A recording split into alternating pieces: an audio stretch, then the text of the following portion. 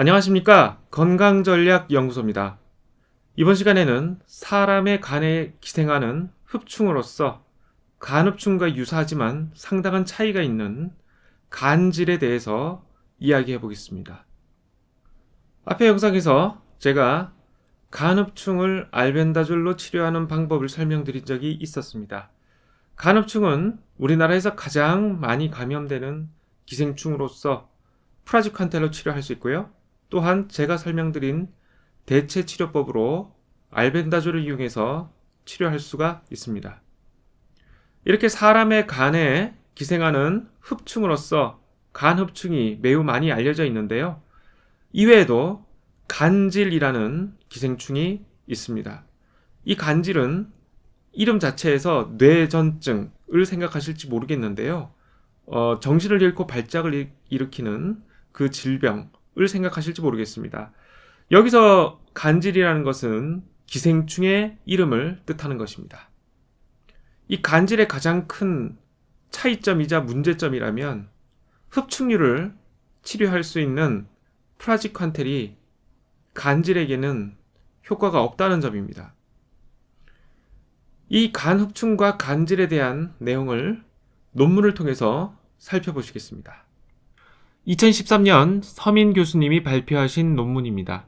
기생충 질환의 최신 직연. 간흡충 클라너키스 시넨시스.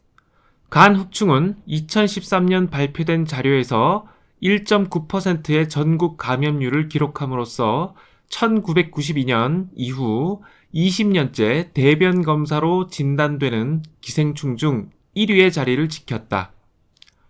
민물 생선회를 매개로 감염되는 특성상 4개 주요 강 유역이 유행지이며 낙동강 유역이 17.1%로 가장 높았고 섬진강 유역이 6.5에서 15.3%로 그 다음이었다. 여성보다 남성의 감염률이 높으며 연령별 감염률은 10대부터 점차 증가하기 시작 60대에서 가장 높았다. 이는 간흡충의 인체 내 수명이 30년이라 반복 감염에 의해 감염량이 늘어난 탓으로 추측됐다. 환경오염으로 인해 민물고기의 간흡충, 피낭유충 감염률은 크게 줄었는데 2008년 조사에 따르면 돌고기 60%의 감염률이 가장 높았고 이 밖에 모래무지 15.7%, 납자루 29%, 얼룩동사리 21%, 갈견이 33% 등에서도 간흡충의 피낭유충이 발견되어 이들이 인체 감염원 역할을 할 것으로 추측됐다. 간흡충은 숙주에 잘 적응한 기생충이라 감염자의 대부분이 별다른 증상이 없다. 다만 중감염자 일부에서 상복부 통증, 압통, 발열, 황달, 설사 등의 증상을 호소했고 담석, 화농성 담낭염, 농양, 담도암 등의 합병증이 관찰된 바 있다. 특히 간흡충은 담도암을 유발한다는 게 알려져 있어 이에 대한 관리가 필요하다. 한국의 국가암발생 데이터베이스 1999부터 2005년에 따르면 간흡충에 의한 담도암 발생의 odds ratio는 4.7이었고 담도암의 10%가 간흡충 감염에 의해 일어난다고 했다. 담도암은 나이가 든 사람에서 주로 생기므로 50세 이상으로 이전에 간흡충에 감염된 경험이 있다면 담도암에 대한 스크리닝 검사가 필요할 것으로 보인다. 또한 초음파나 CT에서 간 내 담도가 전반적으로 확장됐다면 과거 간흡충 감염자일 확률이 높으므로 이 환자들에 대해서도 담도암 스크리닝을 시행하는 게 좋을 것 같다. 간질, Fasciola hepatica. 간질은 초식동물의 담도계에 기생하는 흡충이다. 사람은 간질의 피낭유충에 오염된 물이나 피낭유충이 부착된 수생식물을 섭취함으로써 감염되며 간질에 감염된 초식동물의 간을 생식함으로써 감염될 수도 있다. 간질은 흡충류 중에서도 크기가 큰 편으로 길이 3cm, 폭 1.5cm 정도이고 충체의 전단이 뿔처럼 돌출된 것이 특징이다.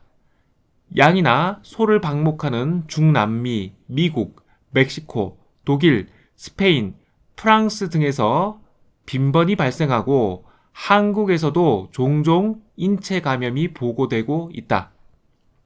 우리나라에서 간질의 감염원이 무엇인지 아직 밝혀진 바는 없지만 간질에 감염된 5세 남아가 미나리로 만든 야채 생즙을 복용했다는 점으로 미루어 미나리가 감염원 역할을 할 것으로 추측된다. 인체 감염 시 간질은 간을 침범하는 경우가 가장 흔하며 73%, 담도로 가는 경우가 그 다음인데 간질이 간으로 갈 때 복강으로 나가서 글리피막을 뚫고 가는 복잡한 경로를 취하기 때문에 중간에 길을 잃고 복강이나 다른 장기에 이소기생하는 수도 있다. 간질은 크기가 커서 한 마리가 감염돼도 증상을 나타내는 경우가 많으며 우상복부 통증이 특징적인 증상이다. 이 밖에 황달이나 발열 등이 있을 수 있고 호상구 증가증이 흔히 동반된다. 담도에 간질이 기생하는 경우를 제외하면 대변에서 충난이 나오지 않는 경우가 많으므로 대변 검사가 음성이라고 해서 간질의 가능성을 배제해서는 안 된다.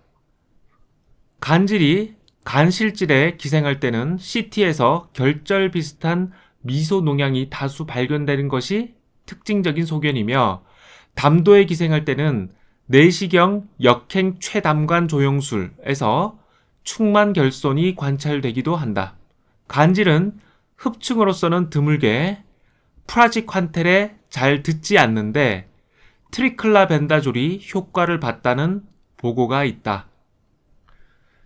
지금 화면에서 보시는 사진이 바로 페시올라 헤파티카, 즉 간질입니다. 간흡충과 간질은 사람의 간에 기생하는 흡충으로서 유사한 면이 있습니다. 따라서 많이들 혼돈하게 되는데요. 분명한 차이도 있습니다. 방금 살펴본 논문의 내용을 근거로 그 차이점에 대해서 살펴보시도록 하겠습니다. 간흡충과 간질은 모양이 비슷하지만 크기부터 차이가 있습니다. 간흡충은 약 1cm의 크기로서 비교적 작은 크기입니다.